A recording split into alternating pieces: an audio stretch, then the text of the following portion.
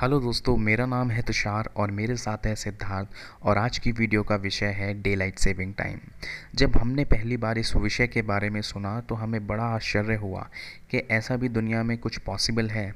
हमें लगा कि ऐसी जानकारी हमें आप लोगों के साथ साझा करनी चाहिए। तो चलिए आज बात करते हैं डे लाइट सेविंग के बारे में।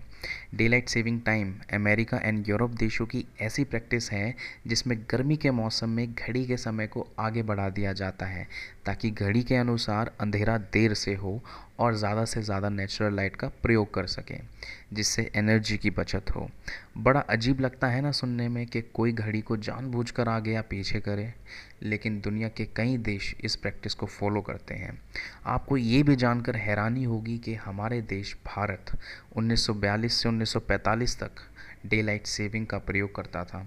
अगर आप किसी एमएनसी जॉब में काम करते हैं तो शायद आप लोगों को भी डे लाइट सेविंग के बारे में पता हो। तो सबसे पहले तो ये जानने की कोशिश करते हैं कि आखिर ये डे लाइट सेविंग होती क्या है। डे लाइट सेविंग उस प्रक्रिया को कहते हैं जिसमें एक खास क्षेत्र में सभी घड़ियों को गर्मियों के मौसम में थोड़ा आगे बढ़ा दिया जाता है, जिससे वहाँ दिन जल्दी शुरू होने लगता है और शाम भी जल्दी होती है। ऐसा इसलिए किया जाता है ताकि गर्मियों में दिन की रोशनी का पूरा फ़ायदा उठाया जा सके, जिससे एनर्जी की बचत भी होती है। ये प्रैक्टिस ज़्यादातर ऊंचे लैटिट्यूड वाले देशों में की जाती है, क्योंकि ऐसे देशों में गर्मी में दिन तुलनात्मक रूप से बड़े होते हैं। हालांकि सर्दियों में दिन छोटे हो जाने के कारण इस पॉलिसी का कोई फ़ायदा नहीं मिलता, इसलिए ये देश फिर से अपनी घड़ियों को अपने स्टैंडर्ड टाइम पर सेट कर देते हैं। इसका अर्थ यह है कि हर साल सर्दियों में एक दिन 23 घंटे और गर्मियों में एक दिन 25 घंटे का होता है। डे लाइट सेविंग का विचार काफ़ी पुराना है, तब से जब इंसान को इसके बारे में पता भी नहीं था। उदाहरण के तौर पर रोमन्स के गर्मियों में 1 घंटा लगभग 75 मिनट का होता था, वहीं सर्दियों में वो घटकर 44 मिनट रह जाता था। ये स्थानीय समय की अवधारणा सभ्यताओं के कृषि प्रधान होने का कारण थी। लेकिन 19वीं सदी में रेलवे और संचार के विकास और औद्योगिक क्रांति के साथ एक स्टैंडर्ड टाइम की ज़रूरत महसूस होने लगी। परिणाम स्वरूप सारे देश एक स्टैंडर्ड टाइम को फॉलो करने लगे। जल्द ही ये महसूस किया जाने लगा कि इस नीति के कारण लोग दिन की रोशनी का सदुपयोग करना छोड़ रहे हैं। जॉर्ज हडसन ने पहली बार इस परेशानी से बचने के लिए 1895 में डे लाइट सेविंग का आइडिया दिया। रॉबर्ट पियर्स ने पहली बार 1908 में डे लाइट सेविंग का बिल यूके के हाउस ऑफ कॉमन्स में प्रस्तुत किया। कनाडा में पोर्ट ऑथर दुनिया का पहला शहर था जहां डे लाइट सेविंग लागू किया गया। 1916 में देशव्यापी स्तर पर इसे लागू करने वाले देश थे जर्मन एम्पायर और ऑस्ट्रिया हंगरी। इसके बाद यूरोप के कई देशों ने इसका प्रयोग करना शुरू कर दिया। कई देशों ने इस नीति के उपयोग अलग अलग समय पर किया, पर 1970 की एनर्जी क्राइसिस के बाद से अमेरिका एंड यूरोप के कई देशों ने इस पॉलिसी पर पूर्ण रूप से अमल कर लिया था। आज दुनिया के सभी प्रमुख देश, जिसमें यूरोप और नॉर्थ अमेरिका के ज़्यादातर देश शामिल हैं, डे लाइट सेविंग का पालन करते हैं। एशिया में इजराइल और ईरान और दक्षिण गोलार्ध में ऑस्ट्रेलिया, न्यूजीलैंड, चिली, पैराग्वे भी इसे फॉलो करते हैं।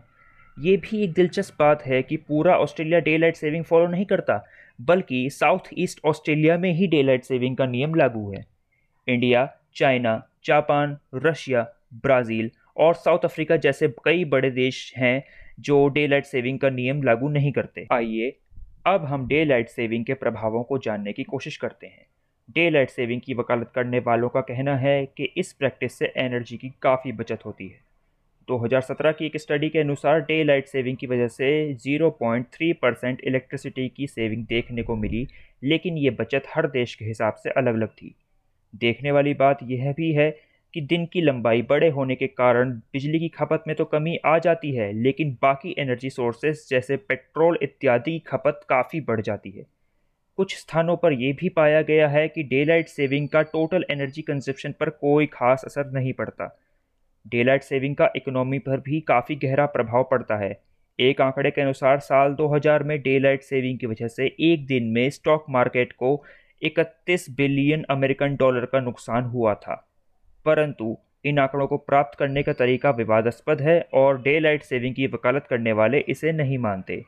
डे लाइट सेविंग का लोगों के स्वास्थ्य पर भी विपरीत प्रभाव पड़ता है, क्योंकि उनको अपना रूटीन साल में 2 बार बदलना पड़ता है। अब सोचने वाली बात यह है कि दुनिया के सभी देश डे लाइट सेविंग का प्रयोग क्यों नहीं करते। इसकी वजह है डे लाइट सेविंग का असर हर जगह समान न रहना। जैसे कि इक्वेटर के पास के देशों में पूरे साल दिन और रात की लंबाई में ज़्यादा फर्क नहीं आता, तो ऐसे स्थानों पर डे लाइट सेविंग का कोई महत्व नहीं रहता। साथ ही पोलर कंट्रीज जैसे नॉर्वे, स्वीडन और अलास्का के सर्दियों में रात इतनी लंबी हो जाती है कि वहाँ डे लाइट सेविंग जैसा नियम महत्वपूर्ण रहता ही नहीं है। तो देखा आपने कि डे लाइट सेविंग जैसी निराली व्यवस्था के पीछे की वजह क्या थी और क्यों दुनिया के कई देश इसको फॉलो करते हैं। साथ ही हम ये भी देख सकते हैं कि जिन कारणों से इसकी शुरुआत की गई थी उनमें से कई कारण वक्त के साथ तर्कसंगत नहीं रहे, लेकिन ऐसा लगता है कि इसके फ़ायदे बने हुए हैं, जिस कारण दुनिया की लगभग सभी बड़ी अर्थव्यवस्थाएं आज भी इस प्रैक्टिस को फॉलो करती हैं और हर साल अपनी घड़ी को समय 2 बार बदलती हैं। आपको ये वीडियो अच्छा लगा तो इसे लाइक करें।